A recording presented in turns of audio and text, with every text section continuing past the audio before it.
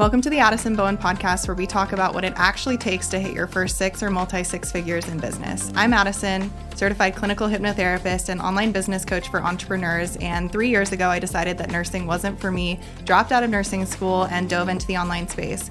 From free hypnosis audios to unfiltered conversations and business advice, this is the space for you to take radical responsibility towards creating your dream business. Let's dive in.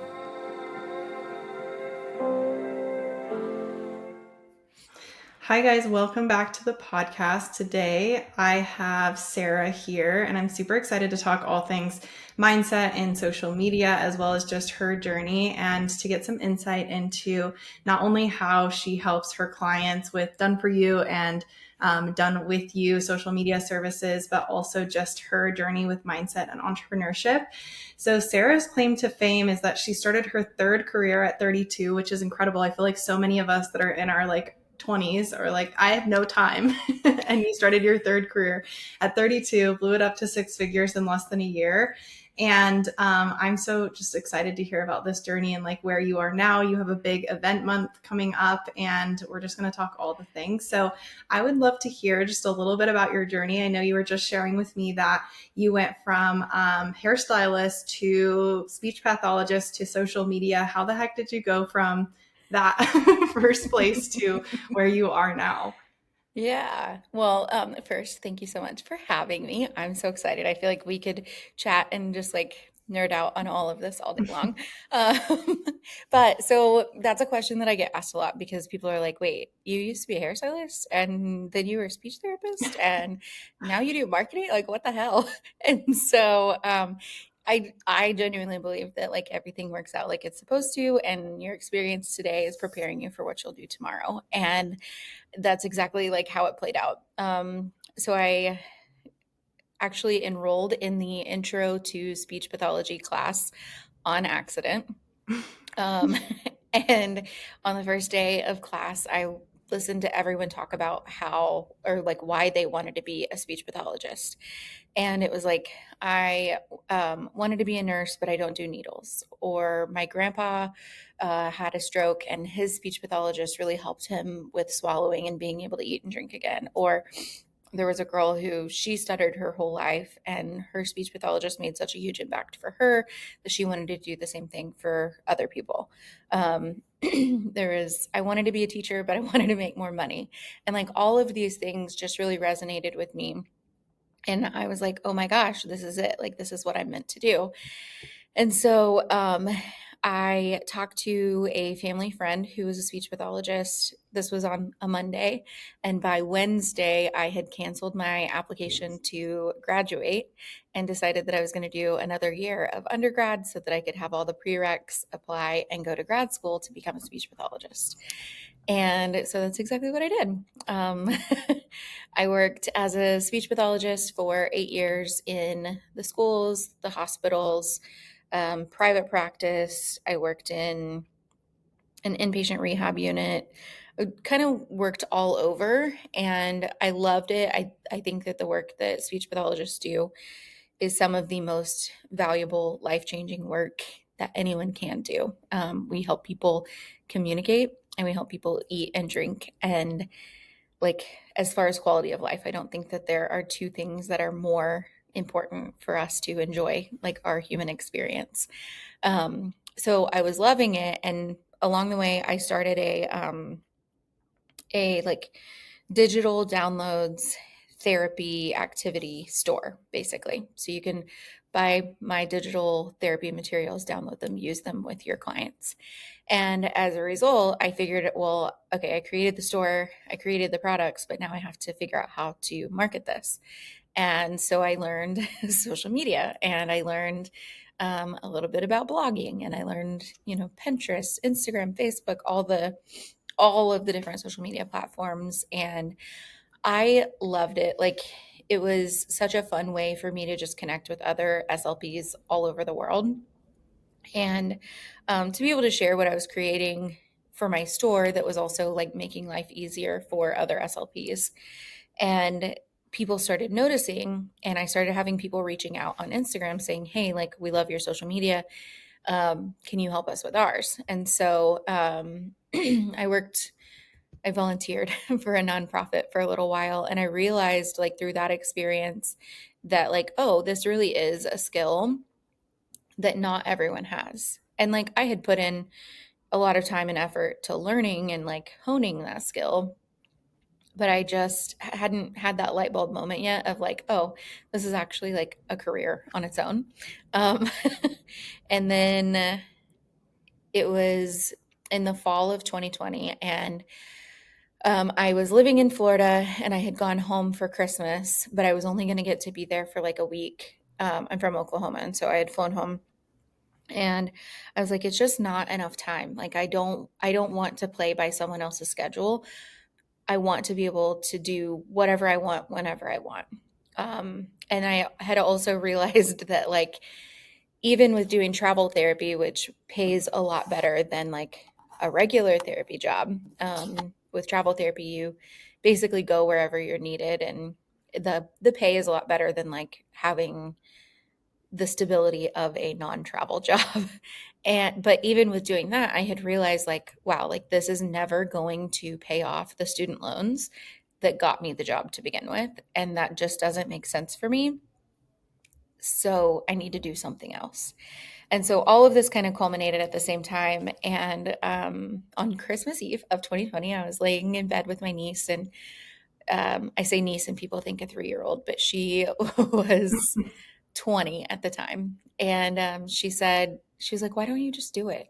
Like, you always figure out how to do and be good at whatever you decide that you want to do. So why don't you just do it? Why don't you just like make a business out of this? And I was like, you know what? You're right.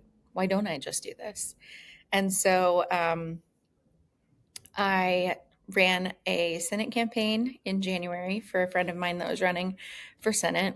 And then I took on my first paying client in March. And my goal was to like build up the business before the summer break so that I didn't have to go back to the schools as a speech pathologist, excuse me, in the fall. And so that's what I did. I left my full time speech therapy job in June of 21, and my goal was to hit $10,000 months. That was like my first big business goal, and it felt wildly audacious and out of reach. And by August, we had done 13,000 in August. And yeah, then it was just kind of up from there. I think it's so interesting how so many of us like started in 2020. Like Hmm. literally every single person I interview is like, yeah, in 2020. I'm like, yeah, we get it. But um I love this story, and I love how like it was a seamless transition for you. You were already seeing such great results with social media and then decided to make that transition. So since then, what do you feel like you've learned? Are there any like major lessons or anything that you've learned, or have you seen major changes in social media? I know that's a pretty broad question, but I do feel like, from my own perspective, because I also started my business at that point, like so much has changed in the way like people buy, so much has changed in the way that I market, and I would just love to hear like a little bit even more about your journey since that point. Yeah. Oh my gosh. I feel like it's just constantly, it's so funny because it's like constantly changing, it's constantly evolving, but at the same time, so much of it stays the same. Like the principles of marketing, the foundation of marketing, the psychology of marketing, that doesn't change. But you have to be flexible to apply that to like whatever is happening in the social media world right now. Like I remember whenever Reels first came out, and that I feel like such a boomer saying that. But like I mean, there was a time before Reels existed and social media was a different ballgame. There was a time before TikTok. Social media was a different ballgame. And I think I was very resistant to TikTok initially. I think because my little brother introduced me to it, and he like would just, it was just like this chatter constantly Mhm. that he constantly was like swiping through and like making noise. And I was like, oh my God, turn that off. What is that? And now like I love TikTok. I love Reels. And it has changed the way that we approach social media marketing. It I feel like it has changed our expectations as content consumers, which then changes the demands placed on us as content creators. Um, and like it changes the way that we want to consume content. Like a video is so much easier for you to consume than like a written super super long caption, and people want ease. They want whatever is quickest and easiest for them to consume. And so that's one thing that I feel like has changed everything. um, and I do think that change has also changed the way that we buy. One thing that I've seen recently is multiple like MLM companies are switching away from like the traditional multi-level marketing, and they're going to affiliates because I truly think it's because of the change that we've seen as a result of social media becoming bigger and like more intertwined into like all parts of our lives. Yeah, I love that. So it's less about like the psychology of marketing changing and more just about being willing to evolve with the platforms. Yeah, I Hmm. love that. That leads me to like just this conversation we were having before around social media and how big of a part mindset plays in that. And I mean, you've been in business for quite a few years now, so you've probably had your fair share of ups and downs, like all of us have had. And I would love to hear just from your perspective, because you mentioned that you do done for you social media, you do done with you social media, you have courses, you do some coaching as well too.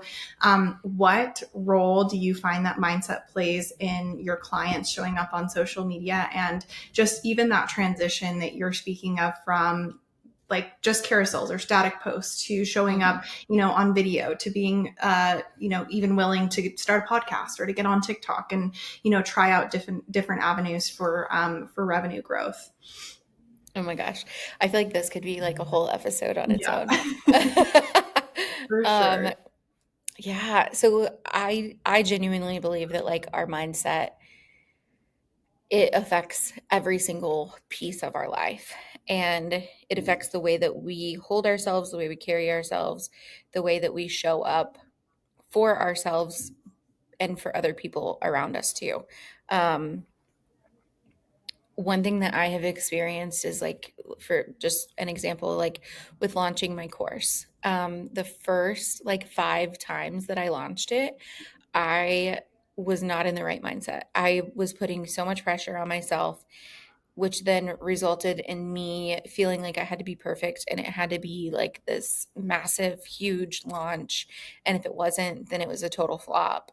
And so, because of that, and because of the pressure that I had put on myself, it was easier for me to say, you know what, I'm just going to half ass it, because if I half ass it, then at least whenever I don't sell out, it won't hurt as much. It won't be as big of a disappointment. And so, as a result, I got a half ass launch every single time.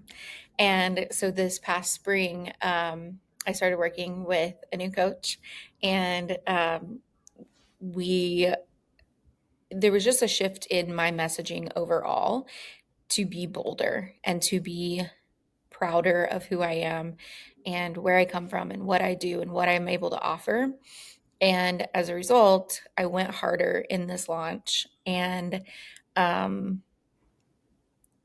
in this single launch, we sold more courses than we had sold in the 5 prior launches combined.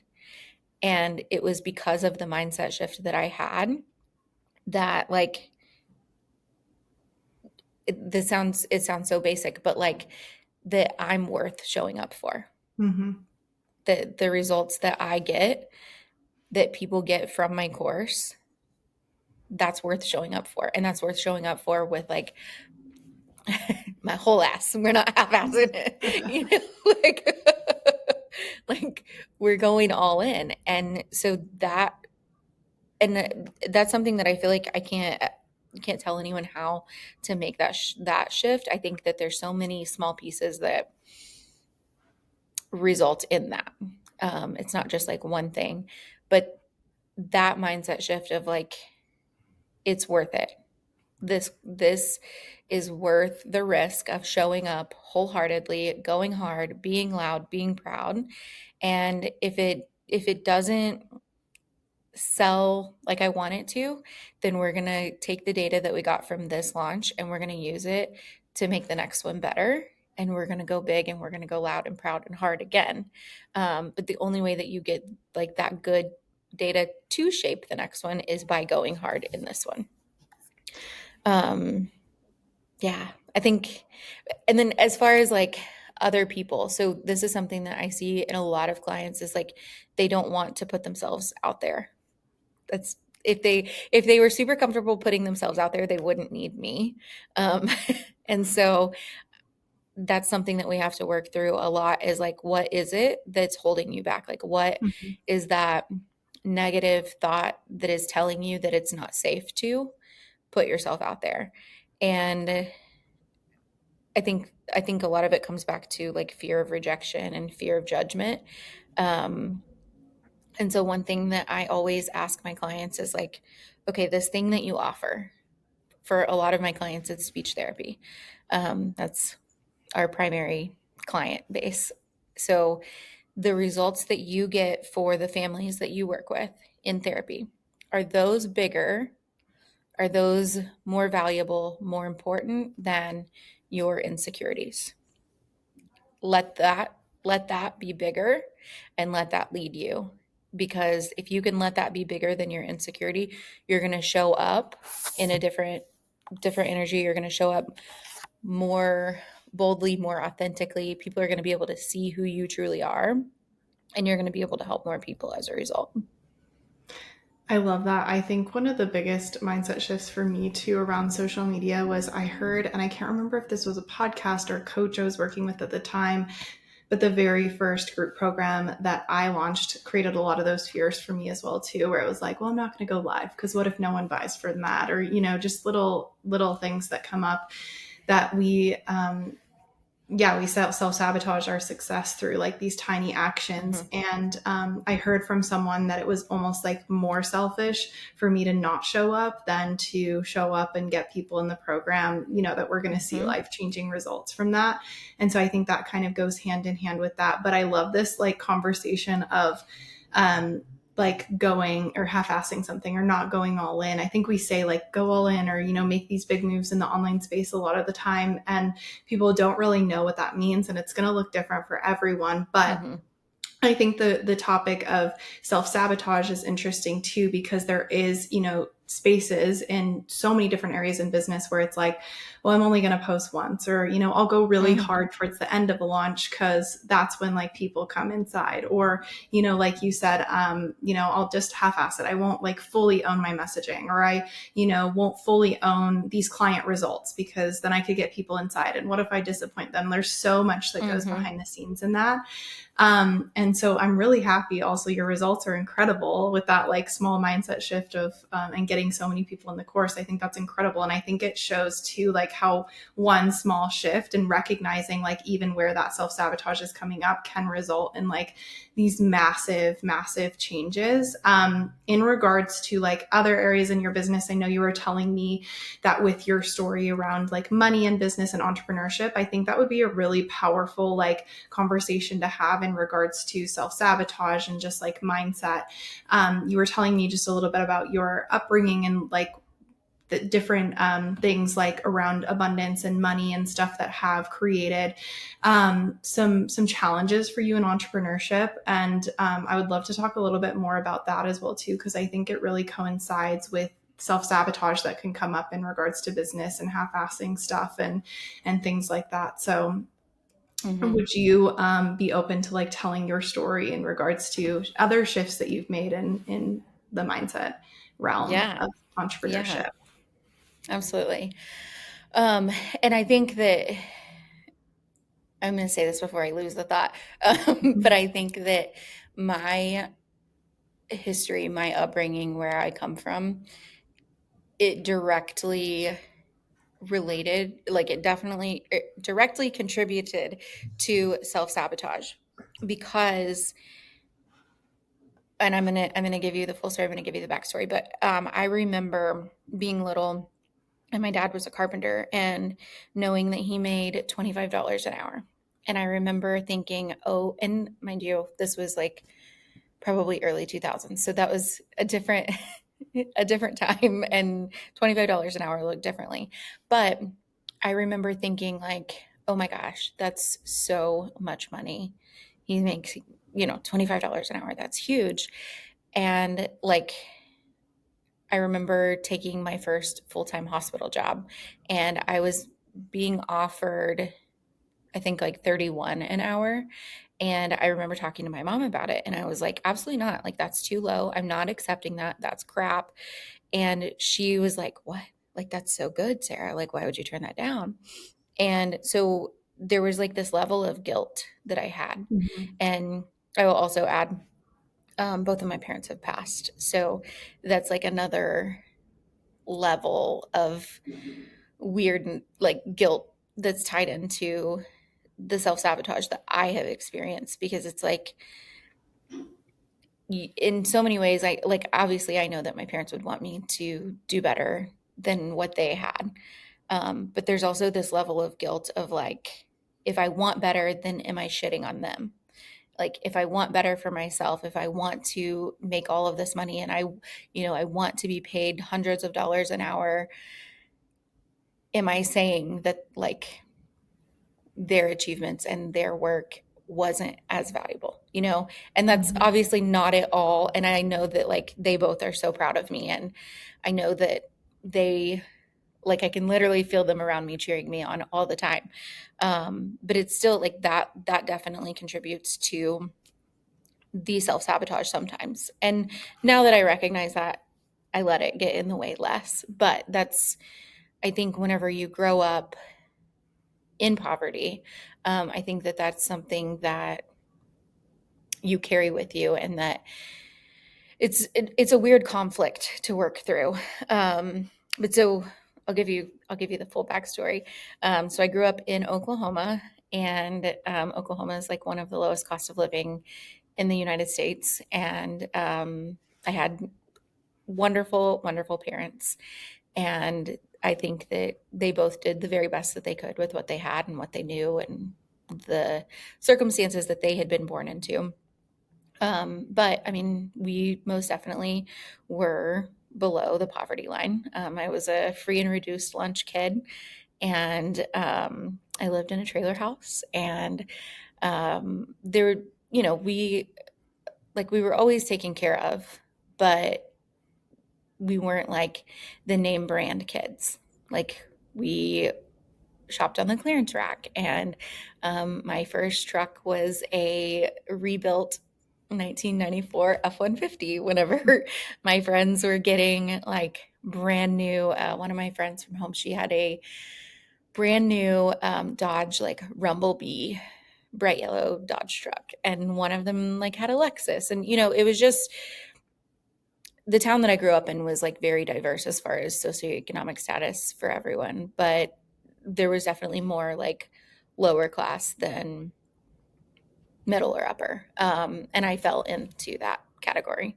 So it was just, that's just kind of, I don't know, where I come from. And I think, like I said, like, my parents most definitely did the best that they could with what they had, and they ensured that they instilled in me, um, like, their hard work ethic, and really like tried to give me opportunities and show me opportunities of like what life could look like, and kind of guide me towards the route of like, this is how you get there. This is how you have better circumstances. This is how you set yourself up for success, basically. And that was actually one thing. So I went to cosmetology school whenever I was in high school. It was a VOTEC program. And whenever I told my dad that I wanted to do it, he was like, no, absolutely not, because you're going to get out of high school and you're going to have this cosmetology license, and then you're never going to want to go to college. So, no. And I was like, okay, well, first of all, I'm doing it. I wasn't asking your permission. Um, but I will promise you that, like, if you support me going through this, I will promise you that I will finish college. Um, And now I'm working on my second master's degree. So I think I fulfilled my promise, and I know that he's proud. But yeah, that's kind of where I started, and some of like the just mindset shifts that I've had to make. Like it doesn't it doesn't do anyone any good for me to hold myself back because of some like convoluted situation that doesn't even exist that I created in my head of like, oh, am I like saying that my parents weren't good parents if I want to make more money than them? Or, like Mhm. that's not reality. And I know that like they never once thought that or feel that way in the afterlife or, like they would never, I could literally hear my mom. She's like, "Ah, Sarah, absolutely not." But yeah, that's kind of like where I came from and a little bit about how that has just affected my mindset. I think I've done a lot of work on money mindset and just really, I think like the biggest thing is for me has been like realizing what's even possible. Because, like I said, I thought that $25 an hour was so much money. And then hearing about people who are making not only six figures a month, but multiple six figures and Mhm. into seven figures a month, and realizing that not only is it possible, but it's being done. It's happening Mhm. every single month. And like, if it can happen for other people, why can it not happen for me? Yeah, I love that. What do you feel like has been one of the things that has helped you shift into that? Because I know at the beginning you were like, $10,000 was my first big goal, and that felt so audacious. Has it been like slowly working up to that and putting yourself in rooms with people? Has it been something else? Like, what has helped you like start to realize it's possible so much so that you're going after it and like creating a plan and investing and getting to the place where you're like going or putting your full ass into it, as you said, which I love. I think that's something that like definitely doesn't happen overnight. And like, I mean, I said like, $10,000 a month felt so audacious. And then it was like the first time we hit 20, I was like, holy shit, oh my God. And then the first time we hit 30 and it still feels like a big fucking deal every time you hit a new milestone like that. And like my current goal for next month is to do 50,000. And I'm like, that's bonkers to me because my first year working as a speech pathologist in a profession that a master's degree is required for, I was paid $46,000 for the whole year. Like, and to think that I'm going to make more than that in a month, that is absolutely insane to me. But I think it's like every time you like hit this new level, that gets to become your normal.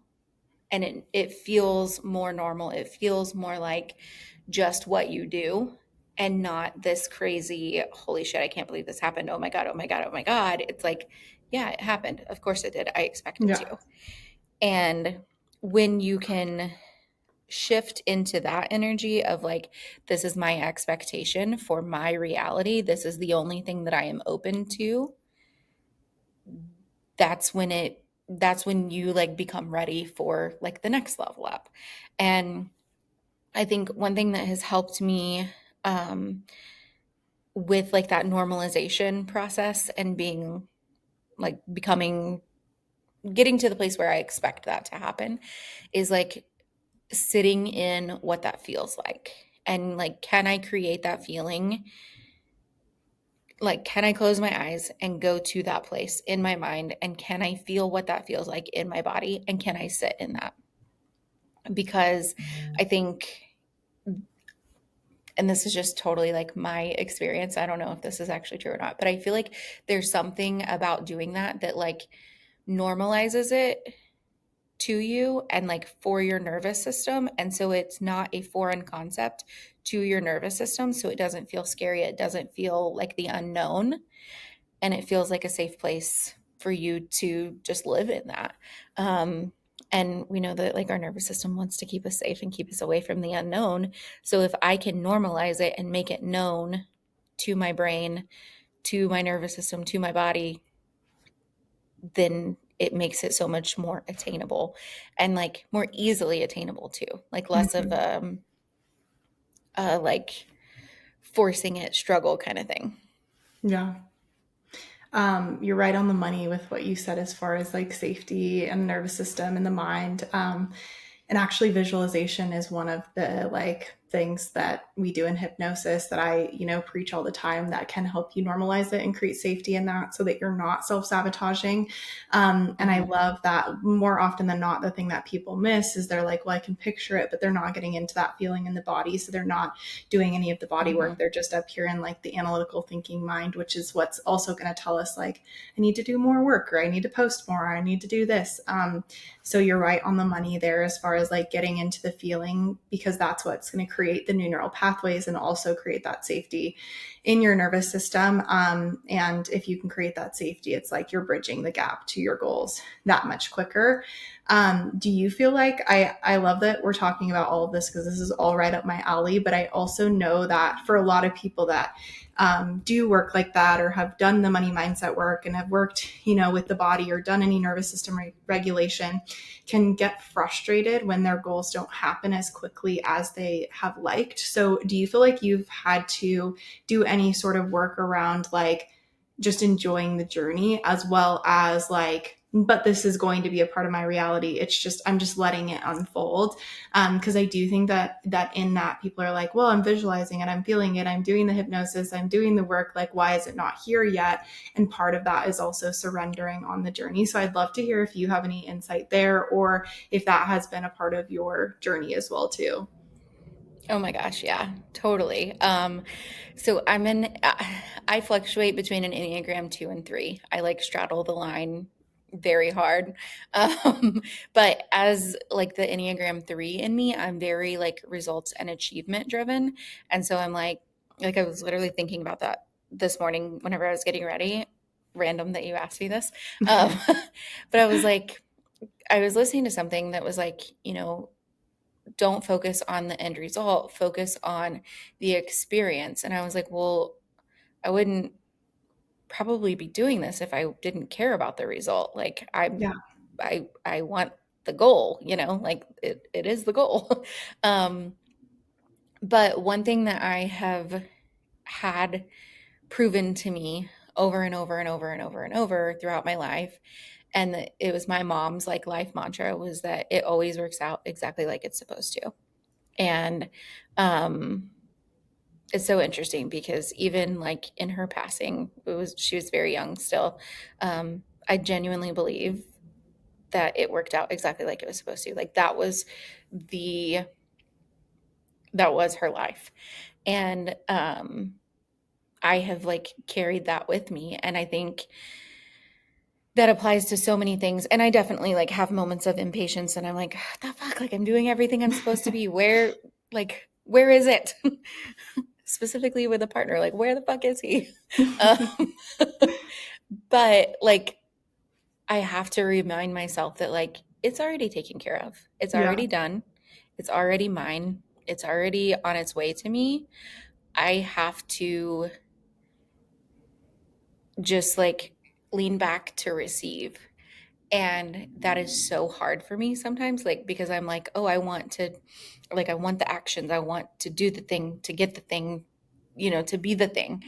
But if I can like let myself relax a little bit, um, then I find that like I'm open to things falling into place in maybe the way that I hadn't envisioned them working, but that's how they're supposed to work. So then you get to the next thing, like the goal or whatever it is.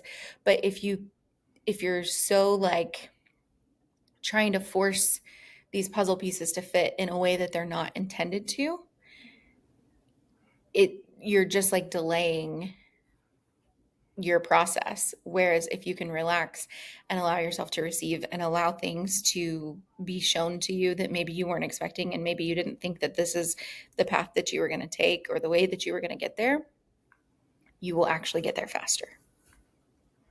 Yeah, so it's like a 50-50, like aligning your action to what you want. Because you mentioned like 50K months in September or October. And even working up towards that, you have this birthday month. So there's like a level of action that you're taking that Mm-hmm. aligns with that desire, mapping it out. And then also just like the leaning back, the trusting, like it's all going to work out as it should. Yeah. Yeah, Yeah. absolutely. Um, like I've been planning on doing, so my birthday is September 6th, and I've been planning this like big, huge birthday month promo, and I'm gonna do 4 different offers. And like the first 4 offers that I had in my mind of what I was gonna do are not at all what I'm doing now. And The same thing it's happened to me with mine. And they actually evolved as the month went on too. yeah. Just so you Yeah. know, be prepared for that. Yeah. Yeah. Well, yeah, I feel like you have to be open to like pivoting and just, I don't know. I think pivoting is the right word, but like Yeah. be open to making changes and like using the data that you're collecting as you go to make changes as you go. Like nothing is set in stone whenever you're an entrepreneur. You get to decide. And um, the first offer that I'm doing is actually a mindset thing. And it's it's just mindset is something that has come up for me over and over and over and over recently. And so I was like, why wouldn't I do this? Like Mhm. this is what people are telling me that they need. This is like the universe is like giving me the information. Why wouldn't I use this to help more people? And that's not at all what I was planning on doing initially. So You I should think tell us a little bit about this offer too. I'm curious. so. It's basically going to be like we're gonna first figure out what like that negative self-talk loop is that you have that runs through your head all day every day. We're going to help you like identify it and put it on paper. We're going to flip the script on it and rewrite it so that you're no longer limiting yourself with these beliefs, and we have given you like a script that you want to run through over and over. And then I'm going to lead you through like a visualization exercise to really help you like get into that feeling and help you learn how to do that, because I didn't know how to do that for the longest time.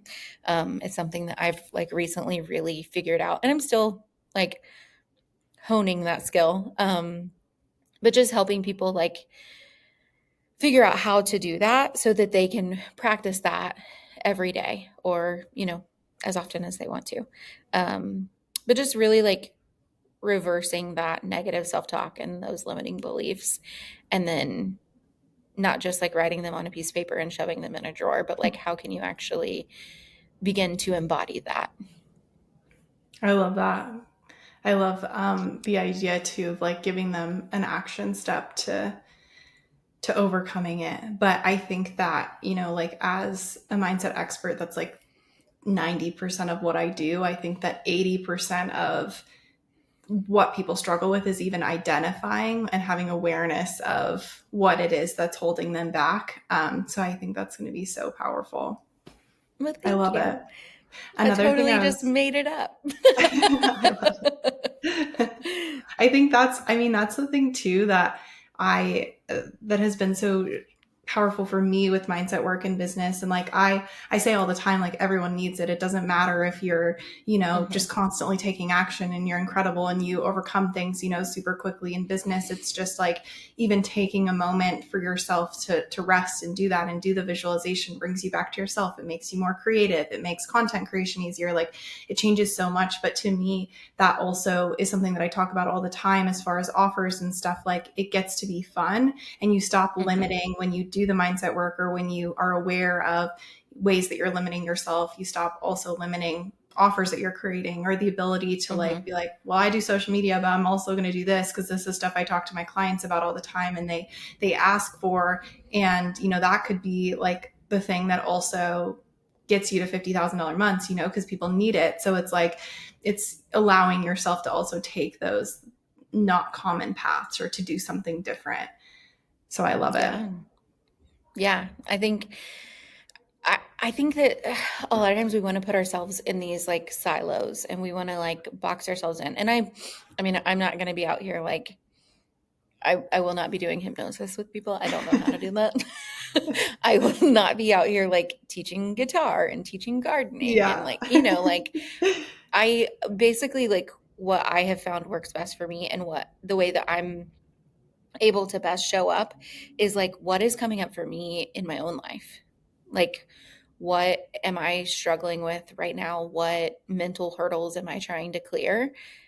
There are other people who are in my community who are facing the same thing. And if I can just show up and share authentically and like I won't say without fear, but like feel the fear and just do it anyway. Um, every time I have done that, I have had so many people say, "Oh my God, thank you for sharing this. I feel the exact same way. I'm going through the same thing. Thank you for sharing. Like, I thought I was alone in this." And so, like, sometimes that's like, I don't know, reels are being wonky and like deleting your text and people really relate to that. Sometimes it's like, I'm not a fan of this trend. I'm not doing it, but y'all have fun. People relate to that. Sometimes it's mindset. Sometimes it's just keeping it real and being like, hey, I started today with an anxiety attack. And you know Mhm. what? Today's hard. So I'm going to take the day off. Like just sharing the authentic truth of like what's going on with me. I feel like that is like the best way that I can serve my people. Yeah, I love that.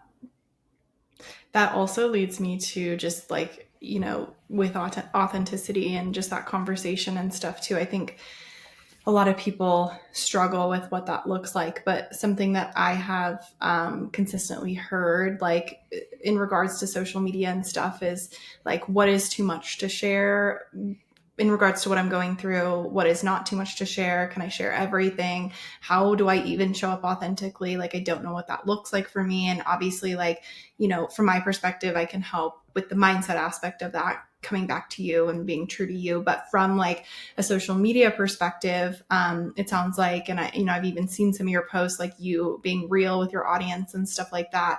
Where do you draw the line between that's too much, that's too personal, and is there a line? What have you found has really been like supportive for your clients in finding that authenticity and sharing the journey and stuff? Yeah. I think that the line is different for every person. Um, I think especially whenever people have kids. I don't have kids of my own. So I think protecting your kids and keeping your kids out of the spotlight is something that a lot of people try to balance and they're like, okay, how much of my kids do I share? How much of my marriage or my relationship do I Mm-hmm. share? Like, and I think that it just has to be what feels right for you. I don't think that there's like a solid answer there. One thing that I have found is that when I am going through something like really traumatic, like for example, losing both of my parents, I didn't share about it in the moment. I actually, whenever my dad passed away, I I laugh because the irony. Um, I had shared a post on my speech pathology Instagram because I had had that Instagram for like 8 years, 7 years at the time that he passed away. And it really is like a community that I've built and friends that I have all across the world. Um, and so, um, just a little story on my dad. He had had a cardiac procedure. He coded during the procedure. They brought him back. He was in ICU for a couple of days and then he was in the hospital for a few more days and then he went home and we thought he was totally fine. And so I had made a post about, normally I'm the healthcare provider. I'm seeing patients in the hospital, but I recently had an experience with my dad where I was actually like the patient's daughter and I was the caregiver for the patient and just talked about how being on the other side of the bedside is different and thanking all of the hospital staff that took care of my dad. And then I literally posted that, and the next day, I think that he had a pulmonary embolism. I still, and I never will fully know what happened. But he just basically like sat down in his chair and closed his eyes, and he was gone. So it was very unexpected. And I had just posted, like, I'm so thankful he's so healthy and he's at home and things are great. And then, like, he was like, JK. Um, and I can laugh about it now because we've been to therapy and we've done some healing. But how do you post again after that? Like, how do you say, oh, shit, just kidding? Like, and so it took me like 5 months that I didn't post anything. And I finally posted, and I said, I know it's been quiet around here. Um, I feel like I'm finally ready to share. And this is what happened. My dad joined my mom in heaven, blah, blah, blah. So I have found that whenever traumatic things like that are going on, I don't share about it in the moment because I'm able to like better compose my thoughts once I've had a little distance on it. I think that it's important to share those things. I had so many people that, if you have ever watched Grey's Anatomy, um, oh my goodness, I'm blanking on his name, but he makes a joke of like, welcome to the Dead Dads Club. And so it's like, I can't tell you how many people that I have had say that to me whenever, like right after my dad passed. And it sounds morbid and dark, but it is just like, a camaraderie thing of like, hey, I see you. I know where you're at. I've been there. I'm sorry this sucks, but like we're walking through this together. And I had so many people reach out and say, thank you for sharing. Like, I recently lost my dad, or I lost my dad 20 years ago and it hasn't gotten easier, but I'm here for you if you ever need to talk about it. And just like the humanization from that, and like letting people see this very human, very mortal side of me. I think that that was so important for me, like just to be authentic, but also like to show my audience that like I'm here for you too. Like it's not just a one way thing. Um, so it was important for me to share it, but definitely glad that I waited a little while to do so. Um, and for some people, they may not want to be that raw and open and transparent. They may not want to talk about things that are that intimate to them. And I think that that's totally okay. I think that you have to let people know the human behind your brand. I say that all the time. Like, let Mhm. people know the human behind your brand, because we we don't buy your product if we can't trust you, and it's really hard to Mhm. trust someone that we don't know. Um, but for everyone, like the depth of that looks different, and I think that's okay. Yeah, I It's a so very agree. long And I answer. think there's someone that says to share the scar, not the wound. Obviously, with a very traumatic Mm, experience like that, the scar or the wound is very, very deep. But you did get to a point where there was some healing and being able to share that. And I tell my clients all the time with authenticity, it's like if you don't want to share the depths of your marriage, you don't have to. There are other stories that you can tell. But I do think the mhm, humanness and building that trust and rapport is so important with buying. Like people buy, everyone buys emotionally no matter what buyer type they are. At the end of the day, it's like a subconscious emotional decision. So any mhm, sort of like story like that, while that might not lead directly to tons of people signing up for your one-on-one coaching, at the end of the day they're going to remember like Sarah's human and I want to work with her because of that, or they connected with you in some way. So I love all of that. I've loved this conversation, just like the realness behind your story and like your pivots and transition, and overall, just like even the conversation around, mindset shifts that you've had to make. And also, thank you for being so vulnerable and sharing all these aspects of your story. I feel like I've gotten to know you on a deeper level, which has been really fun. I feel like we could talk forever. But I'd yeah. love to hear, just as we like wrap this up, for because I know you work with a lot of like health providers, right? And like you want to amplify their impact as well too. I have a lot of listeners that are either health coaches, or they're providers, or they're nutritionists. They're all across the board. And I think it would be helpful if you just had like a few words of wisdom or tips for people that are not social media experts in regards to like social media, Instagram, any just like words of wisdom for them to really push their brand forward outside of like the authenticity piece. Yeah. Um, I think my biggest message for people in the health, wellness, healthcare space is like you went into your career to help people. If you didn't want to help people, you wouldn't have gone through all the schooling that it's required. You wouldn't deal with all of the red tape that you deal with in the industry. You wouldn't be doing it if you weren't in it to help people. And you cannot help people if they do not know that you exist. And for people to know that you exist today, you have to show up on socials. You have to show up on socials. And yes, you're going to get word of mouth referrals and you're probably going to get referrals from other providers. But as soon as you get that referral, they're going to go to social media to check you out and to decide if you're someone that feels like someone that they could work with or trust to come and see them for whatever it is that you provide.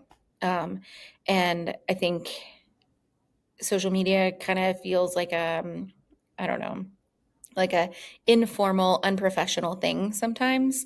And there's a way to do it that maintains your professionalism, but also helps you connect with your people. And like we said a million times, like they have to trust you before they will buy from you. They have to feel like they know you. They have to have that connection to you before they will buy from you.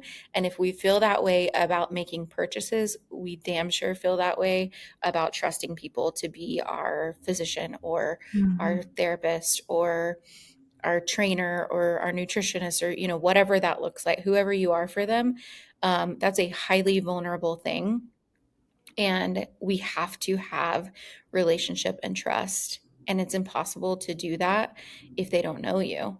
And the best way for people to find out about you right now in today's world is social media. And so it doesn't have to be this complicated complex thing. Like you can literally just show up and let people get to know you. And if you are any kind of healthcare provider, if you work in the health and wellness space, like you've done a whole lot harder stuff than learning social media. So you can totally do it. That's so true. And we've all been through the mindset things of showing up. It's like, it's so Hmm. possible. But I love that your focus is like amplifying that impact through social media, getting their work in front of more eyes and more potential clients and stuff like that. And you're so right. Like if I'm, down the line hiring a speech pathologist or something for my child, like that trust is so important, or, for a loved one, or Hmm. even for myself. So that impact for any provider online can be like amplified tenfold, literally like in 5 seconds through one video. So I Yeah. love that message. Well, Yeah. thank you so much for coming on the podcast. I feel like we went all over the place with everything and I loved it. I loved this conversation. I know that you have a birthday month coming up in September, as well as like other, obviously offers that run all the time. Do you have anything that you want to talk about in regards to your offers with social media and any of these providers, places that they can find you to learn more about you or to connect with you that you want to share? Yeah.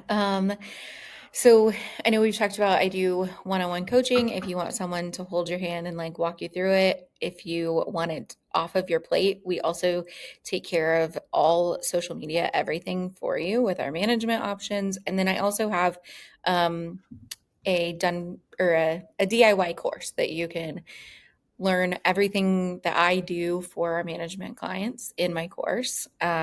And you can implement it for yourself. I have a few other fun things that are coming up for my birthday month. Um, but those are the three main ways that I can help support you in your business. And I'm always on Instagram at social.moguls. And I love getting DMs and just like getting to connect with people all over the world. So my DMs are always open. And yeah, I'd love to just if you're listening to this and you find me on Instagram, let me know that you found me from this episode because I would love to connect with more people. Yay, I love that. Well, thank you so much. Yeah, thank you so much for having me. This was so fun. So fun.